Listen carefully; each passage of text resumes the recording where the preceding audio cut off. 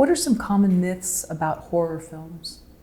I think there are too many probably movies that are like kind of done in the same way, or they should be done in the same way, following a recipe or a certain concept or a certain, because there are so many subgenres in the Hollywood, in the horror movies, like, you have slashers and you have zombies, and people tend to kind of do the same thing over and over again. And I think that's kind of boring.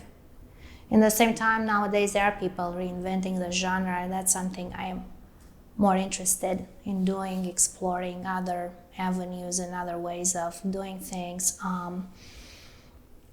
Also, probably people think sometimes that horror genre is kind of dumb, kind of stupid, or it's just, kill, kill, kill, and that's all it is. But there are so many interesting movies out there, and nowadays people express more things, use the genre to express more things, and I think it's getting interesting. Like Hereditary, it didn't seem like a full horror film at times. It was very fascinating. It was more about a family, and there was a still eeriness to it, and then at times horrific parts, but I really enjoyed that as someone who's not a total consumer of horror film. Right. Well, I think people are trying to, and they should do different types of horror movies, and things that, either they are based on their personal experiences, or there are things that they find horrific, because I don't think there are limits, and I think everybody should just try to do more interesting things that come back again and again with the same recipes. For us, it's boring to do the same thing over and over again, even if, because we make mostly horror movies. So you don't want to make the same movie over and over again. It is boring. You want to explore other things.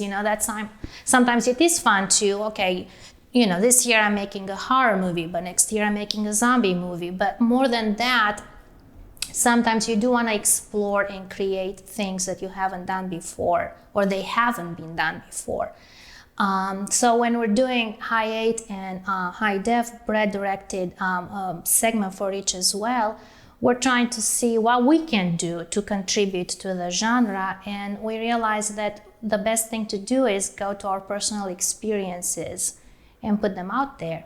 So in High 8, we did this segment called A Scout that explores a scout that goes wrong, but also the tension between, an older director with, who's involved with a younger actress, age gap, and past and present in the desert, because we wanted to I wanted to make a movie in the desert. Brett has done that before, and I thought it's also an interesting backdrop for a horror movie, because it's harder to see where the killer comes from, because it's such an open space. And for me, it's very American, and visually it's stunning. And for high def, we decided to continue with the filmmaking, personal-based stories. So we did a segment about an audition that goes wrong,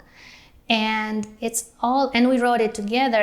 And this happened before the Me Too movement, but because we've been working in the industry for a while, we either witnessed or things that happened to us, we put them in the segment, because it's so much abuse in the industry, not only for women actually. And we thought we should address that. Of course, the audition goes tragically wrong and horrific, but we wanted to, it's about what human beings can do it to each other, and it's about pushing the limits of somebody who wants to succeed to make it in the industry, and how much people can put up with abuse. So that's, it's always all sorts of interesting themes you want to explore. We just, unfortunately, you don't have the time or the money to do as much as you like to do, because we always have ideas that we want to explore scripts or things ready to go.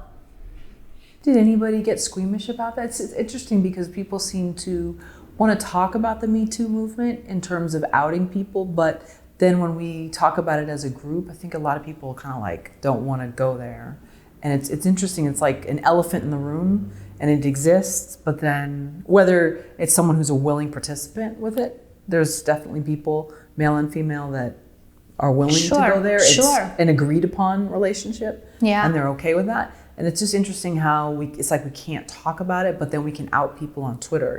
It's a very strange thing. Not necessarily about outing people, and nobody got squeamish. I think we should address certain things, because they do happen. They happen to us, and they're not.